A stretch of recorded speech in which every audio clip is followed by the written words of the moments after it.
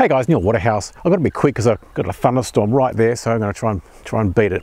Anyway, this week's video is AliExpress to eBay dropshipping and 7 reasons why you'd be banned. Now, as anybody who's been following me over the years would know, I've been selling on eBay now for 23 years, since 1998. And I'm also the author of $1 Million eBay Business from Home, as well as the founder and creator of Dropship Formula.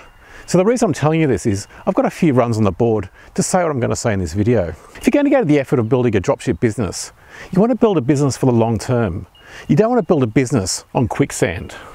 In this week's video, I'll show you the biggest reasons why eBay AliExpress dropshippers get banned, and also show you a much better, safer way if you also intend to be in this dropship business for the long term. But before I get started, make sure you hit the subscribe button to the no fluff, ad-free channel that puts out weekly videos teaching step by step how anyone can build a 7-digit automated online dropship business from their home from scratch and using less than $100. So let's launch straight into it. The number one biggest reasons AliExpress to eBay dropshippers get banned is because of continuous complaints from buyers that items are taking too long to arrive. Even before COVID, we would never use AliExpress as a dropship supplier, as the majority of AliExpress suppliers are located in China.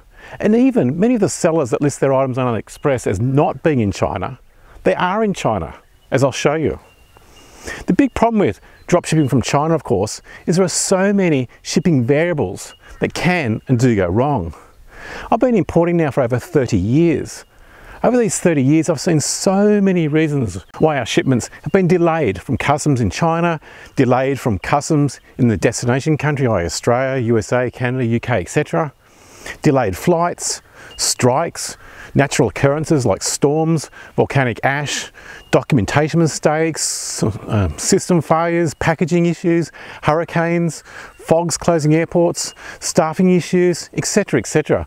I could literally write a book from all the excuses that I've heard over the last 30 years of importing. It's just starting to rain, so let's keep fingers crossed. However, even before COVID, we had all these issues and shipments would regularly miss flights.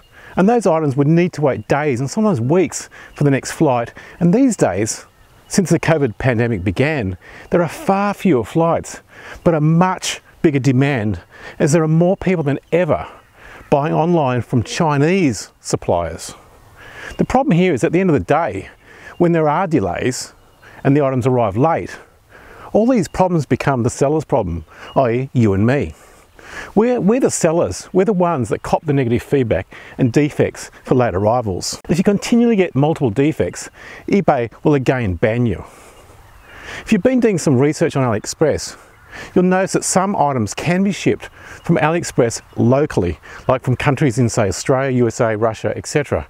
However, many of these items still come from China, even when they say they are shipping locally. Let me show you what I mean. Take this product as an example. As you can see, I've selected it to have it as being shipped from China and delivered to Australia. The estimated delivery date is December 14. Today, as I'm shooting this, it's November 15. So December 14 is 31 days away. Now, if instead I choose to have the item shipped from AliExpress Australia to Australia, the date stays exactly the same, December 14.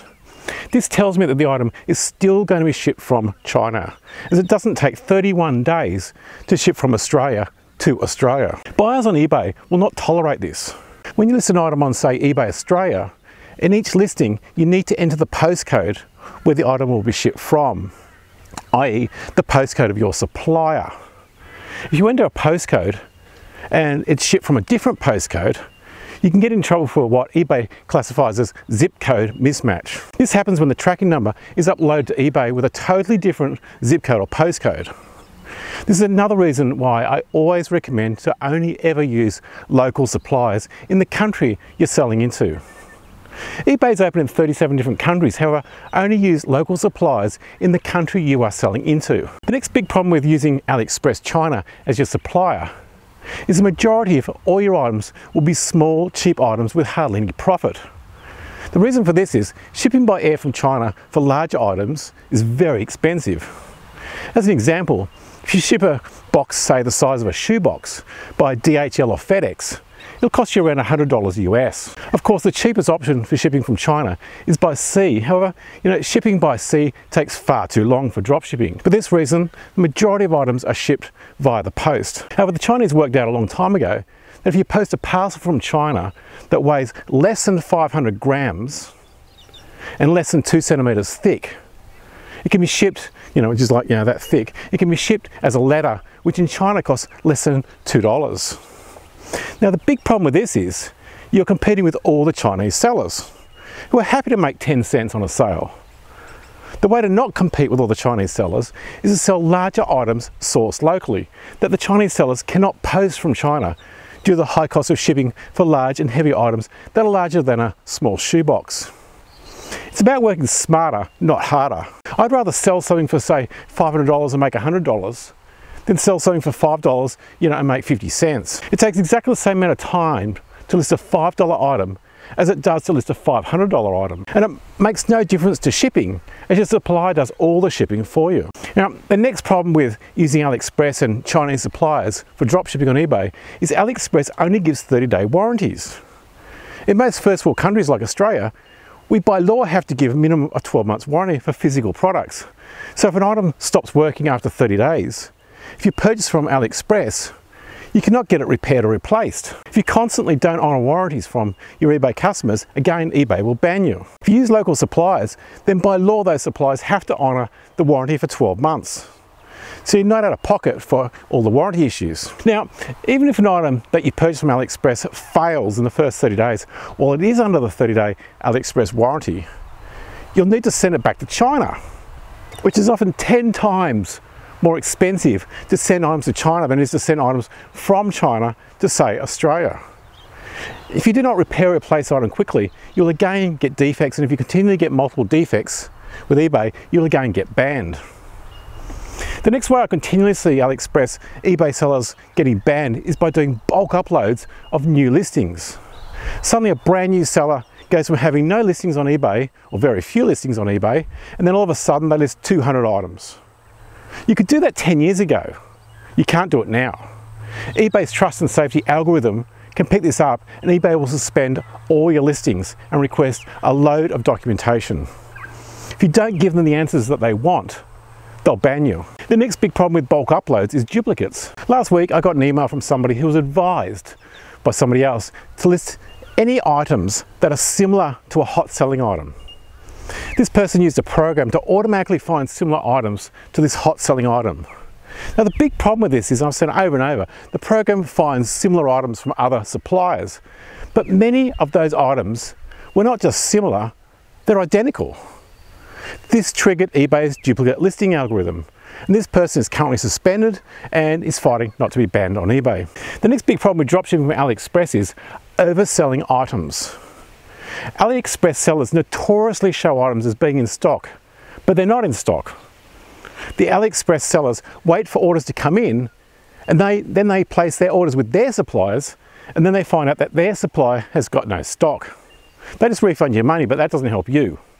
But anyway, again, this is why I've been saying now for over 20 years to only use suppliers that are located in your own country.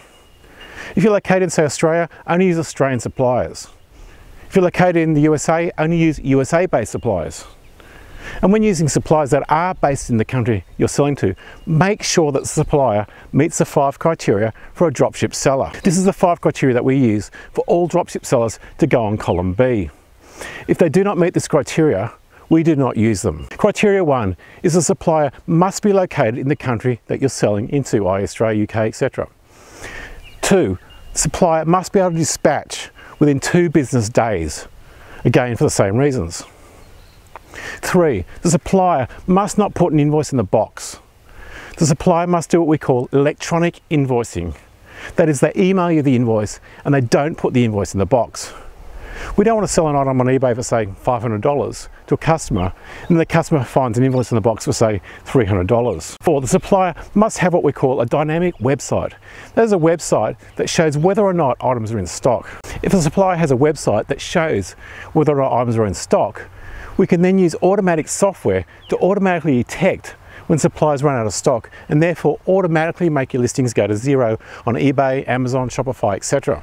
The fifth criteria is the supplier must not have any branding on their boxes. We don't want the item to arrive in, say, a Kmart box, as this creates what eBay calls buyer confusion. The next reason sellers get banned on eBay is for selling items that don't meet compliance for the country that you're selling into, i.e. Australia. Again, this is another reason to use local suppliers, as they sell items that do meet compliance rules for that country, i.e. no lead paint for baby items, no asbestos in gaskets, electrical compliance, etc. The next reason people get banned on eBay for using Aliexpress is for selling items that are trademarked through eBay's Vero program. Again, using local suppliers helps eradicate this issue. If you want more information about Vero, I'll put a link below. The next issue is selling Chinese items that only come with Chinese manuals.